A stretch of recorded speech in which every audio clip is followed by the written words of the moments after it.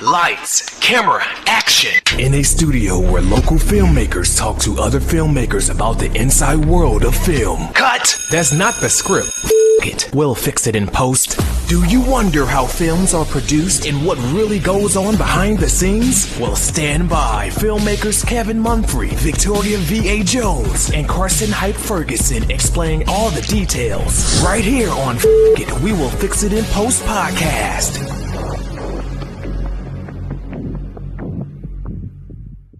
What's up, everybody? This is another edition of F It, We Will Fix It in Post. And I have with me my friends in film, Victoria V.A. Jones, Mr. Carson Hype Man. Hype it up. You could be hype. You be hype. I'm going to go with Hype Ferguson. How are you doing? I'm good. G-O-O-D. And we've got Miss Melissa Pins It Down Smith. How are you? Oh, hey, I'm good. And we have another guest with us today, well, by phone, but she is a director, editor, and she is the CEO of K. Marie Video Productions. It is my pleasure to introduce you all, Miss Kimberly Marie Lake. How are you? Hey, I'm good. I like the little introduction, all these titles. I feel important. Thank you. We're adding the claps here. But you are important. Oh, thank you. Name it and claim it. Yeah, I speak. So I know you recently just left the Nashville area for Georgia. So how's the adjustment been for you? It's been pretty, I guess, because of the whole pandemic and COVID situation. It's kind of weird coming back because we're still not out. So it's kind of like been the same as it was in Nashville because I wasn't going nowhere there either. So the adjustment's been pretty good so far. So I don't have any complaints, but I am ready to get out the house. So hopefully things start to clear on up in Georgia, and then we can get back to normal doing production. So yeah. So you went from doing nowhere in Tennessee to doing nothing in Georgia. Correct. So it's been a pretty easy transition. Other than picking up some freelance jobs, editing, that sort of thing. I mean, yeah, it's been a pretty straight transition, so I don't have any complaints. So I wouldn't say she ain't doing nothing. Sounds like you're doing nothing. Sounds like you know. See, but to a busy person like herself, like doing nothing is like 12 things. I mean, recreational wise, but Oh, okay. I still stay on that computer still, so that hasn't changed, I should say. All right, we're just gonna start from the beginning with you. So, what actually got you interested in working in film? Okay. So look, I'm going back like I'm laying on my therapist couch. As a child, I remember like always being like fascinated with just TV programs. Just like, I was like, I wondered how they worked. And I remember my mom and dad used to watch 60 Minutes, and I used to be like copying the newscasters, and it just always interested me. So by the time I got to high school, and I found out, we did a tour of like a news station, and then I saw like the production side of things. I was like, oh, these are the people that run TV and like film. And from then on, literally, I had no doubt I wanted to be in television and film. So from high school and up, so when I got to college, that was my major. I didn't do all that switching 80 million majors, which nothing is wrong with that, but I just knew what I wanted to do. And I went for video production, and that was over, a long time ago. So I'm still still in the business. So that's how I just got here today. So yeah. So it's been was it ever a point where you wanted to be in front of the camera, or was it always behind the scenes? I've always wanted to be behind the camera. Now people have wanted me to be in front of the camera, like even in college, or like people like, you should like be a host to do this, but I feel like I'm a behind the camera person. So I prefer being behind the camera, but if an opportunity comes for me to be like in front of the camera, I wouldn't turn that down either. So that's what I'm talking about. Nothing but the collar. Keep that options open. Yeah, I don't want to cut no options off of nothing. Right, exactly. Keep all the doors open. So what was the first project you worked on? Ooh, the first project, do you mean like give me a time frame? Like, I mean, the first thing you ever worked on. Ever put together? Oh, that was in college. It was a short film about a blind date that the girl was crazy. It was like I wrote it. I got like the actors in the theater department to be in my film.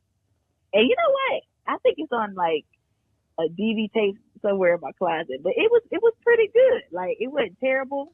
So that's when I knew I kind of had a little talent to do something, because like the actors were. So I got a question. So you said, is that off of experience of you being crazy? Yeah. It was just off of maybe not I have encountered some crazy people, but it was just an all-encompassing thinking about the various different stories I've heard and like putting them together along with my personal experience. Gotcha. And putting that in a person. Gotcha. So it was like that. But that was like my first project. I was actually proud of that. I got like an A on it. And I need to try to pull it out, dust it off to see if I can get it on something. But yeah, that was like my first project. So with doing that project, do you think doing that kind of made you go out, give you more confidence in thinking I could do this as a career? Yes, because I'm in school, I really like, some people came to class and like, not to be like, I don't want to talk about sexism or genders, but a lot of the girls or women, young women in the major, like whenever they had to learn something, a lot of times they let the dudes in the group try to figure something out or whatever. Like cameras messed up, and I always wanted to like know this stuff on my own so I could stand on my own 2 feet. So whenever I started going out and shooting or interning, I learned as much as I could. So that gave me the confidence to know I could do this, and I think it helped me go farther, in all honesty. Okay. Well, fast forward to the project you currently have out. What made you what motivated you to do this film, Segregated Sundays? Okay, so I was thinking about doing a project, so I was trying to just go over my head what I wanted to do. And I did come across this quote from Martin Luther King. I think I saw it online, And it was saying that Sunday at 11 a.m. is the most segregated hour in America. So I grew up in church, so when I saw that, it kind of made me stop and think. And I was like, I think that's true, like, even back then, but even today. So that got my wheels turning. So I just started Googling about, like, race and, like, church or race relations. And I saw, like, oh, yeah, that quote still holds true today. So I wanted to get to the root of it, the history behind it. So I was like, you know what? I'm going to do a documentary based off this quote. So that's how it all started. A very good documentary, my lad. Yes. Oh, thank you. Congratulations on that. Thank you. It's a labor of love. No, seriously, it's, Very well done. I'm not a bullshitter, and it was a very, very good documentary. I am one, and it was good. As you get older, you start giving less of the BS. Yeah. For a person who's never made a documentary, I know for like a regular fictional film, you may have a script or something like that. So I'm guessing you would use more of an outline. So how did you outline your documentary? So I think the main thing I realized with documentary filmmaking is that kind of like when you make a film, like fictional film, like you kind of have the end in mind and you work from the end to the beginning, like you know where you're going. But like documentaries, you can have an idea, but with your research or any little thing, it can like take your documentary a whole nother way. So it's almost like a living, breathing kind of story. So you make your outline. That's what I did. So I knew I wanted to look at the history. And I just did tons and tons of research for like months and months. Because with the documentary, I knew how to be on point with the facts. Because I was like, I don't need nobody coming back talking about this wasn't true or this wasn't accurate. Right, so right. I did a whole lot of, months of research. If I found one fact, I had to find like 4 other sources that backed up that fact just to make sure like everything was factual. So that's the main thing with documentaries is the research aspect and just the story. Like you can have one idea and then like your story can go just a whole nother way. So I think that's important to keep in mind making a documentary.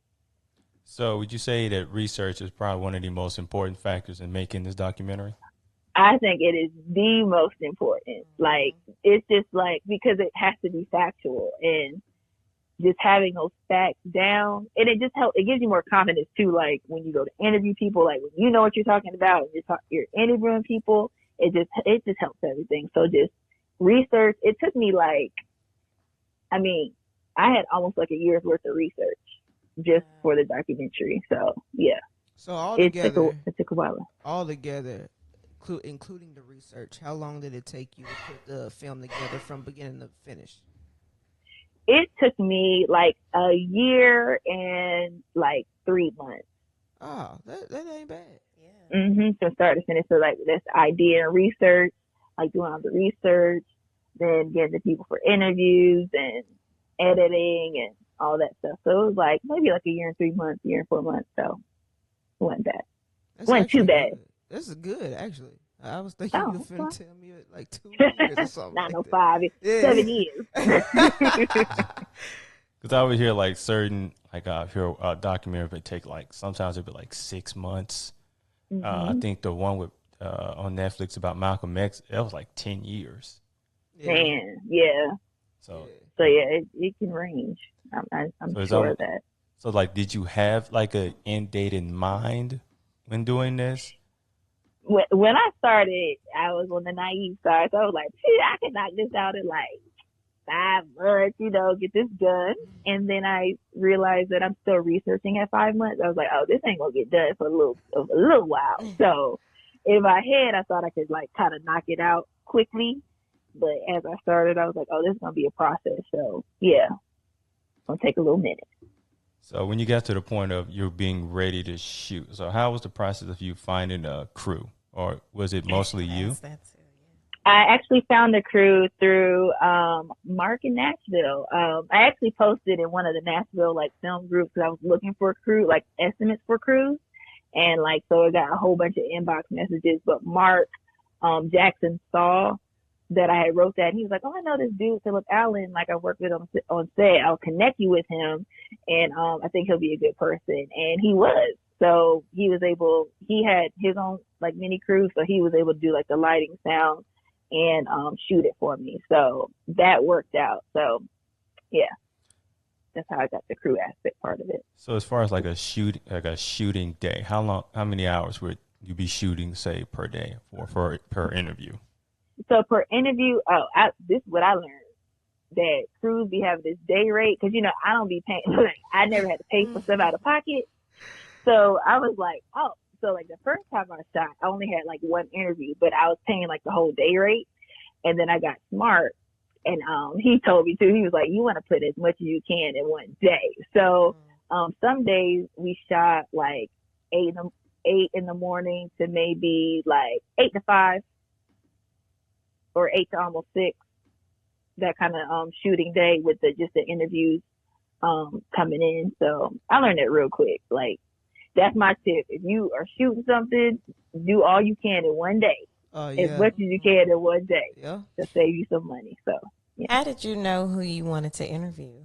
Like, how did you narrow that down? I did a lot of Googling and reaching out to people. And really, it's just, honestly, I'd be saying a little prayer for stuff. I'd be like, okay, if this ain't the right person, like, do not let them write me back or something that happened. Right. And literally every time, like, I would, like, connect with somebody, and then all of a sudden, like, it would fall through, or they couldn't shoot on it. They're like, I can't shoot. So I'm like, well, I guess you ain't supposed to be in it. Because I'm all about, like, that's I think awesome. Whoever's supposed to be in stuff is going to be in stuff. So at the end, that's what happened. I think the people that are in it were great. So it ended up working out. So I get those goosebumps every time. Another plug, ain't I swear. I'm telling you, don't tell you what the song is. But everybody knows. Like, come on. Like, I'll just send the invoices. Come on. Send that straight to Karsten. So hype man over here. So with you filming, you're also having to have 9 to 5 or regular work schedule to pay the bills. So how you kind of discuss the, I guess, kind of work-life balance and career? So I was fortunate enough in Nashville to be a substitute teacher, and that's the main reason I picked that as my main source of income, because it gave me flexibility. So If somebody wanted to interview on a Monday, I just went sub on that Monday, that kind of thing. So working as a sub gave me the flexibility to do the film. But on the flip side, I mean, you work with kids all day, and then you got to go shoot some on the weekend. Like, it's tiring to like work full time and do this on the side. Most definitely. But you know, when you love it, you know that's what drives you. So, I mean, I'd be yelling at kids one day, next day I'm taping something, yelling at kids one day, next day I'm doing a PA on the set, I'm doing something else. So, but that passion for film and video production, like that just drives me. So I made it happen. Yeah, that's how it all works. We all make it happen. So did you sleep during this process at all? Of course you did. I didn't sleep much because on the weekends I would just be up either researching, writing, and I'm like, see, I'm an editor at heart. And you know, editors, we be in like a little zone. Like I can start editing at like 8, and then I'd be like, it's 4 o'clock. I haven't eaten. I've been sitting here all day. I need to go to the bathroom. So I can get real like tunnel vision. So I really was stressed making the film because I was like working and doing the film. So that's right, because you edited the film too.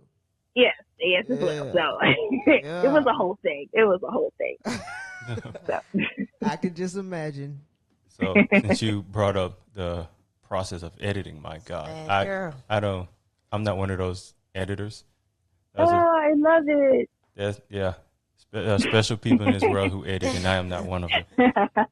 I thought I was in college when I was doing like news packages. Is one thing to end. A regular like news package was taking me 7 hours, and news they're like, no, we need this churned out in like an hour. So I was like, no, this ain't for me. I can't do this. Like I need all 7 of the hours.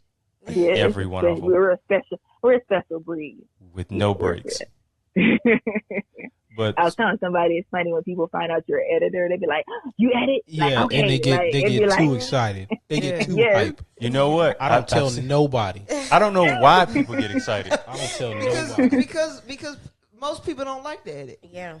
It's a tedious job. Right. And I don't like to edit, but once I get into it, I understand. I get it. Because I'll sit there at the computer all day and it's 3 o'clock in the morning.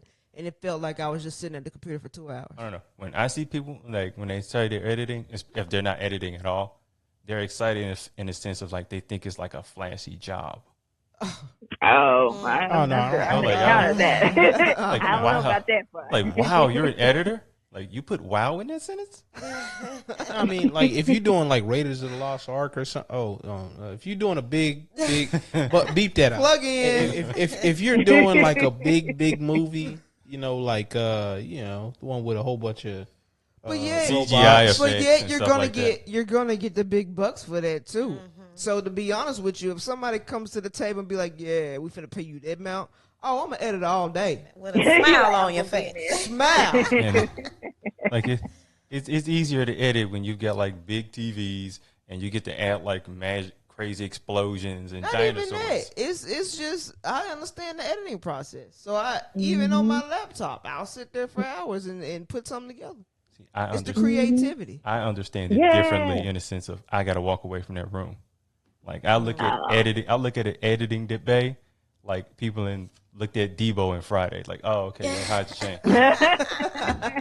Oh boy! Like when I have to edit something, like I get excited because like I'm like, ooh, I can be creative. Like it's a way of storytelling, but just another way. I understand. Yeah, it's all about the creativity. A real craft creator who does not like editing, because like I said, I don't like it, but I would sit in front of a computer and put something together. Because the final project, you don't cringe at editing. No, the final project is gonna be gorgeous. So it's kind of like, I'm putting something together that's gonna be badass at the end. And I think what kind of left a bad taste in my mouth with it is editing for news. Oh, but there's no. There's no creativity in editing with news. I ain't touching news. You just got to show. Look, the robbery. The dude with the handcuffs, somebody crying, and a reporter just saying, "Back to you, Jim." Yeah, you don't. Usually, the stuff you see in news that you're editing, you don't want to see. Yeah, you're right. And you got to pick out the parts like, "Oh, this We can't show this on television. That's why I'd rather work a regular job than working at a news station.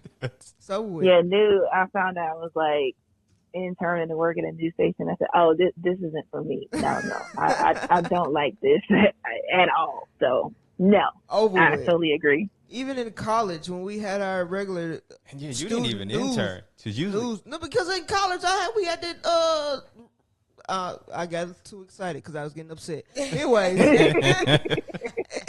Glad you went back. in college, at that news station that we had and all that stuff that I had to deal with, and they were like, "This is how it is at the news stations." When I found that out, I said, "Oh man, no." honestly, Not time. it's kind of like that. But it kind of depends on the news station. You But know. it's a good sense. But usually with the internships, it weeds people out. Because there'll be news stations where it's a lot calmer, and that's actually the scariest part. Because I was interning at a news station, and they're playing like the police sirens, and they're like, I believe he shot her in the face, and I'm like, oh my god, and I'm like, nobody's blinking, and like one of the people there looked at the photographer and go, hey man, you probably want to go ahead and check that out. All right, let me go ahead and get this camera. And I'm like my nerves is all up, and I'm like, are we not supposed to be nervous right now? But I get that they see it every day, so it's kind of Now like there are other news stations, they freak out and they just kind of running around, and it kind of like mentally it fits what happens, but it's also like, do y'all know what y'all doing? So either way, it makes you kind of look at the world differently. right. It's But- understandable. But the process of you editing your documentary.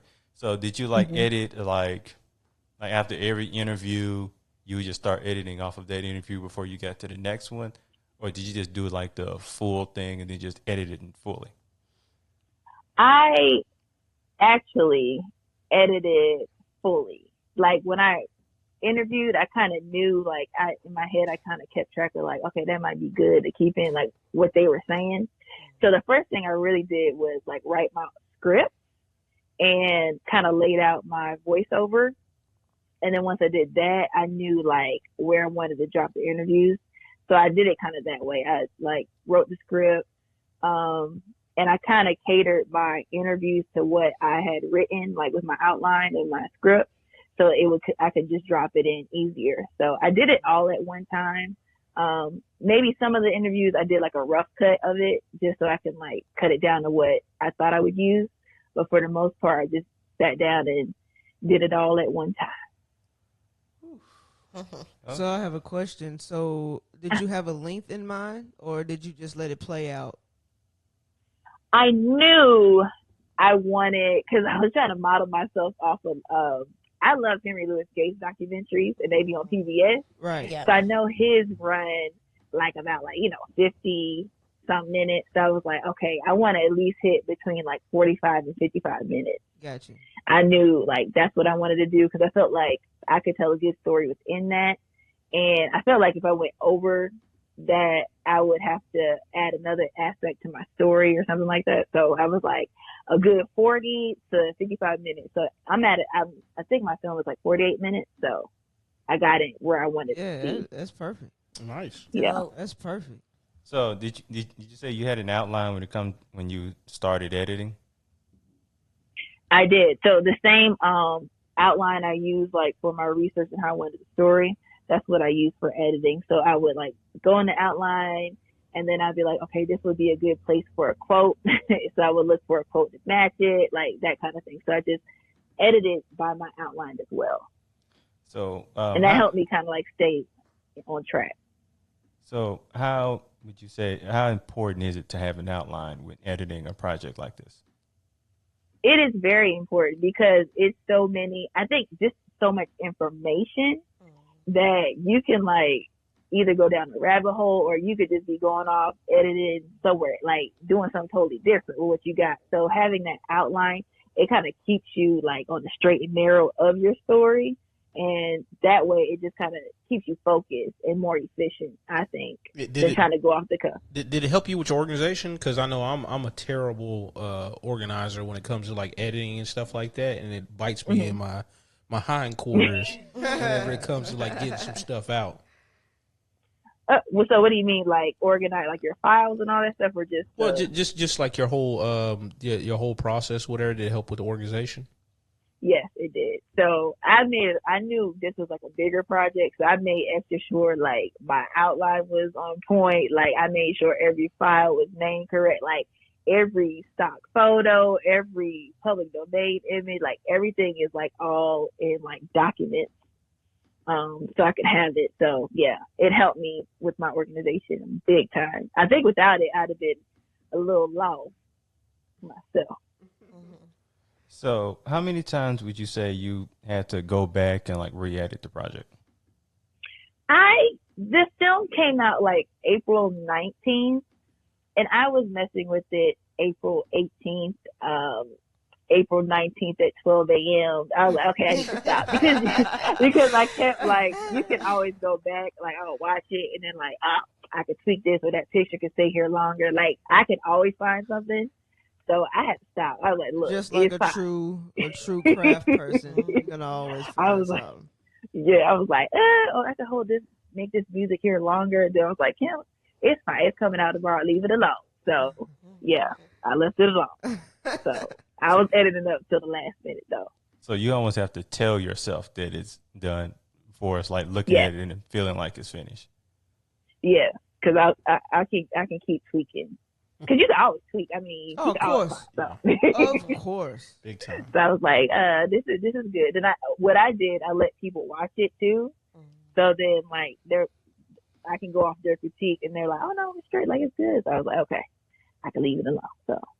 So, what people did you like have watch? Like, was it friends or family or other people that are in the field, or who did you pick? It was actually.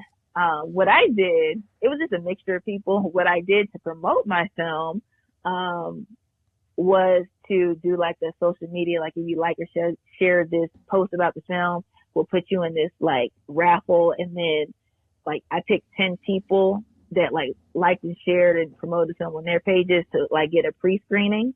So that's who I based like, and it was like a random group of people. Like, the idea came from my friend Chris. He helped me run my social media stuff. So like, it was like a white pastor. I mean, somebody that was in production, somebody young. It was like a whole mixed bag of people. So once they started giving me their feedback, I was like, okay. And they all like, since they're all so different, when they were giving me their feedback, I was like, okay, I think we're on to something. It's pretty good. So that's the idea I think a lot of people should do. Like when you do a film, just having a little mini screening. I see why movie, like even I know bigger companies do this, but I think we as like independent filmmakers, like we can take after that because it really does help with the feedback. So they do that with television shows too, with pilots. So, so you know, it works. Yeah, it does. So, like I see you got your project on, I believe, Hope TV. Oh yes. So I've been sending it out to film festivals, and then Hope TV. They're starting in Atlanta with the House of Hope. They're starting their own, like they want to start their own streaming channel, so they're looking for content. So they're like, yeah, we'll play your film, and I was like, I'm not going to turn down nobody playing this film. I mean, you call me from Germany, you call me Australia, you can play it. So, they're really helpful in promoting it and just, getting different people. Like, you just never know who sees your stuff when you put it out there. So, I enjoy that. So that was my first, little putting it out there. So hopefully, PBS, hint, or, anybody else, pick it on up one day. You never know. That'd be nice. And I quote went to film and straight to Hope TV. Hey, I do have a question. It's like kind of related to editing, but not necessarily to your film. Okay. So, do you consider yourself a introvert? Because most editors I know are super introverts and they're super awkward, and they really don't like a lot of people. Like, like I am an introvert, but I have people skills. Like there's some introverts that are like awkward. You know how to you're talk like to you're people. yeah. I'm an introvert, but I know how to like talk to people and be social with as well. But like, yeah. So I do like. Or they understood that. gravitate towards you. People will gravitate towards you, so you'll know how to figure it out. Yeah. I I totally understand that. I have to learn to be social. Yeah. And then it's like almost like you have like a gas meter. And there's something in you that feels like check engine lights coming on. That's me. All right, y'all. For real. Right. Because I'm out. I have to have like little cues as it's time to go. Now, normally you can go, all right, y'all, I guess it's getting late. Now, 9 times out of 10, people get the hint. So always be that one person that go, yeah, it is late, man. 11 o'clock's a crazy time. But you gotta, figure it out. Going. You gotta figure out how to Maybe add no. slick do it. Some people are different, so Some you gotta people are figure it great out. at We'll follow you to the You car. do. Right. I have. Some they will drain you. You be like, okay, I gotta Yes. go. That's like, and this person's actually an editor that I know. She knows how to like leave the conversation without you knowing she left. Oh, she's good. Oh, she's amazing. Oh, how did you do that? She's good. She's an editor. Like you have your natural pauses and all that stuff, and there's little breaks in there. Where you just just get out of there. She said something somewhat like this. She said there's people that you pay attention to more than others. So when the person you really kind of pay attention to starts talking, I take 2 steps back. Then when it goes back, and it goes back to that dominant talker, take another 2 steps back. And then next thing you know, you in the car and they still talking. So I'm definitely an introvert, but as I've gotten older, I've learned how to trick people. You say, look, I didn't think you was no introvert, so you tricked me. I know. I've gotten much better at it. Kevin is. I'm really not an introvert whatsoever. Oh, I know you're not. Hey, Of course. but Of course not. but there's times where I'm like, But you have a check engine light too. hey, look, I got Michael Jackson playing in the background. Leave me alone. I'm like, I'm in the You're not house. subtle at all, are you? I'm in the house. Like, there's no point. There's no point in being subtle. There's no point in being subtle. I literally could see you going, there's no point for this communication. No, to continue." I wouldn't do that unless they was just like just mad crazy. I did as a kid. I'm like, I'm done with you now, and I walk off. I'm done with you now, and I walk off. I can see you saying that. And then people be like, you can't do that. I just did. What do you mean? You're like, yeah. And they're like, no. They're trying to teach me like how to be acceptable. I get it. But I'm more nonchalant, so it's kind of like I'll say, "Oh, okay," and I'll literally walk away. That's about it. Ooh, that's like horrible, especially if a guy like tries to approach you. Oh, okay. Oh, You're like, you just kind of stand there. I did. Now, like the worst thing that I get though in them social circles is I get people emotionally throwing up on me. They want to tell me like all kinds of crazy stuff. no. Yeah. And I'll be like, And you're just wondering, how did I get here? Oh, I was like, well, I took a left at the bakery. I'm like, wow, man, like that just happened. I'm like, and I'm still in the conversation, and I'm like, how can I get out of this? And you look for like a break. It's a lot of you crazies. Oh, that's crazy. Oh, I can't believe it. And when you like at the 8th, you crazy. That's So we still here? Right. And then you be like real quiet when you're not interested, and they be like, oh, you're such a good listener. Oh yeah, I've got that a lot. Oh, So like, you're great. You're great. like man, I was thinking about the Power Rangers. Like I left this conversation 30 minutes ago. Oh My For feet real. just hasn't left yet. But Kim, why don't you tell like why do you think it was important to tell this story on your documentary?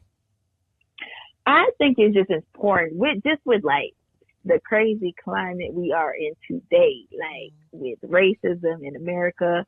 I thought it was just important to tell another aspect of that story because, you've heard that story told through accounts, like historical accounts of people or, just in the news every day. But I just felt like the church or religious aspect was a different take on it that you don't hear much. And just especially with, say like Christians, like your whole basis is like loving other people, accepting other people, you know, being kind to your brother, that kind of thing. So having racism thrive in what's supposed to be like, you know, like almost a utopia, if you want to call it that. It was just an interesting like slant on that story for me. So that's why I thought it was important to tell. Now, do you see yourself doing any more documentary style films? I do. When I did this documentary, I was like, you know what? I do like doing documentaries because I like watching them, but you know, actually doing one, I was like, I do like it, but I don't see myself doing it as my next film. I think down the road, I'll like eventually, you know, in my my film career, I should say, I'll have a couple of documentaries under my belt. But so I wouldn't call myself a documentary filmmaker. You know, I'm a filmmaker that makes documentaries. You know, so. Oh, you're a That's filmmaker. do it You're a all. filmmaker that makes, you know, good films. Yeah, Period. yeah, Right. exactly. Yeah. And, you know, So would you want to, like, what other kinds of films would you want to see yourself doing? The next film I want to do, like, I want to do a short film. So I'm trying to like think, like, go over my head, like, what kind of story I want to tell. Cause I kind of like telling like stuff a little bit different just to be different. So I do want to do a short film next. I do know it's going to be a Black film though. I do know that. So, you Yes. know, Black Lives. I just don't know what yet. So I got a question for you. We were talking to Melissa, and as far as when you're writing a script, do you how does it come to you? Like, do you have a big imagination and it's just in your head and you just write it down on paper? Yeah, so I just started like with my outline. And I think this is where my creative, like, I have a very vivid imagination. So like I would have like a point of my outline. So I would look at it and I just start like imagining like what I could say. Like I could kind of like see visuals in my head. So You are not. so I'd be like, Right. okay. You definitely in the club over here. Yeah, so I'd be like, okay. And I'll just write to like match that. So Yeah. that's my writing process. I don't consider myself a writer. I respect the craft. Like that's a craft in itself. So I don't consider myself a writer. But with this, I felt like I could, you know, I could knock it out myself.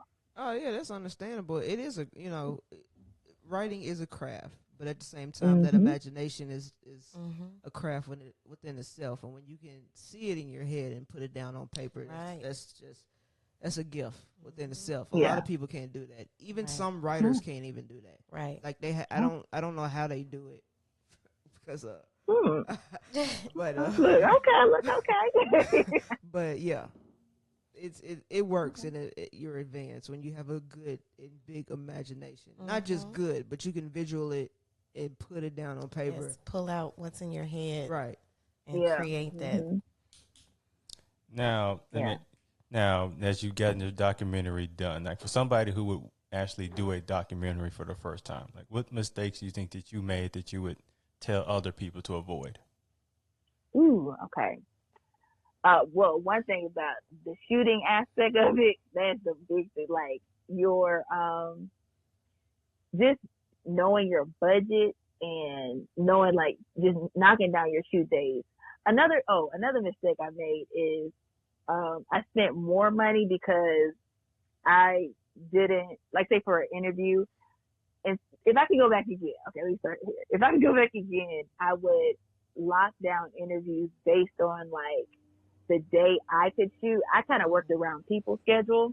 Gotcha. But next time I did it, I would have them work around me. Like, you can't come like this day, this time. Like, you just can't be in this film. Sorry. So I kind of like, that's the biggest thing I would change. I kind of work around other people, but it kind of stressed me out. So next time I'll just be like, I'll make a plan of what I want to do, and then people have to fit into that. So that would be my advice. now, did that add to the time that it took you to actually get it done? Yeah. Or It added to the time because like if somebody's just like, oh well, I have to like I could do it in 2 weeks, you know, and I would be ready. So it kind of like I was at the mercy of other people. So after that was a big learning experience, learning curve for me. So I was like, okay, next time it's just gonna have to be like my way and what I said, and then they have to fit into that. well, you about to be You know, big I could time. direct. You about to be big time, so they gonna have to. Right. Yeah. They're Yeah, gonna have to your work schedule. around your schedule Like, hey, Yeah. hey. You're almost to the point where you may need an assistant. and a publicist. Yeah, You know what I'm saying? okay, girl. So Yeah. I did learn that. You talking But about that's looking the for big thing I jobs? You learned. may be one putting the job out. Right. Right. You know, you're right. You're Like right. don't put my name out. Put my hint name out. Oh, just have a generic announcement. Yeah. Bingo, Hopefully, bingo. look, anything can happen. So, yeah. Never say never. Never say never. Mm-hmm. You gotten pretty. You literally took a quote and made it into a film. Yeah. So the sky's the limit for you. And because Thank she did that, like it's I remember like the writing assignment in school, making sure you had like the core subject at the top, so you always went to that core thing. Right. I mean, you see a lot of stuff now it'd be all over the place because they don't Yeah. have like one like overarching message. Yeah. Yeah. Mm-hmm. Well, So, yeah. That well, was- Kim, I would like to thank you for you taking time out Well, to hold talk to on. us. Well, you Hold got on. some? You got some? Yeah. Go ahead. Go ahead. So, Kim, Oh, okay. what is your ultimate goal in this film world, life?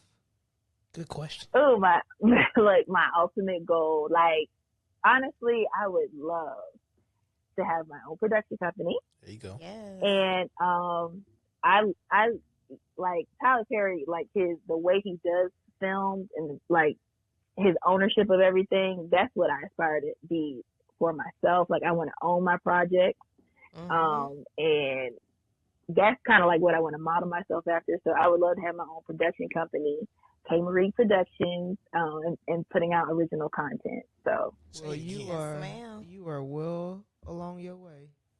oh, thank you. Oh yes, we're definitely proud of you. And we can't wait to see other projects that you do in the future. Right. Yeah, we collaborate. We got a little network now. Absolutely. You know what I'm saying? There we go. Either you'll be getting work from us, or we'll be getting work from you. Yeah. That's Yeah. how it works. Now, anybody else has anything they want to add? You looking at me? Excited. I'm looking at all y'all. You looking at me? I got 4 eyes, and each one of them I on one. said my piece. Like, Ditto. I ain't got nothing. I'm just saying so. Yeah, Kim, remember me? Girl, whatever. We always need a writer. For real. Hey, just whenever we go to the movie premiere, like in the future, I'll be like, yo, I'm her cousin. Right. Second cousin, first removed. Right. Oh, your dad. Oh, we starting this early. 80s. Oh, your daddy side. Hey, look. On my mama's side. Oh yeah. We talked. Look, when you make it, you get new cousins. So just Just watch out for the new cousins, lovers you thought you Yeah. they were just Oh. That part. all your exes are coming. all your part. exes are coming. Oh, Let them- me know that right now. Them, hey, big head text. Right. Oh, they are. Go ahead and Even if it was Start just a blocking fling, numbers. right? Even if it was just a fling, and oh no, we dated. No, you was a fling. And you could get some romantic DMs. You set my soul on fire. Sir, we I had can- coffee. Look, I can tell you firsthand. I will win like a little thing off the little McDonald's Monopoly, and somebody call me, be like, hey, remember? You're like, I'm trying to forget. How'd you get my number? Leave me alone, man. I forgot to delete you. I thought I had you blocked on everything. Man, I got to talk to Instagram. I know I blocked you at least 3 times. you're like, Oh, well. yeah. I think that's all the time we have here for F It Will Fix It in Post. Till next time, that is a wrap. Adios. Yeah.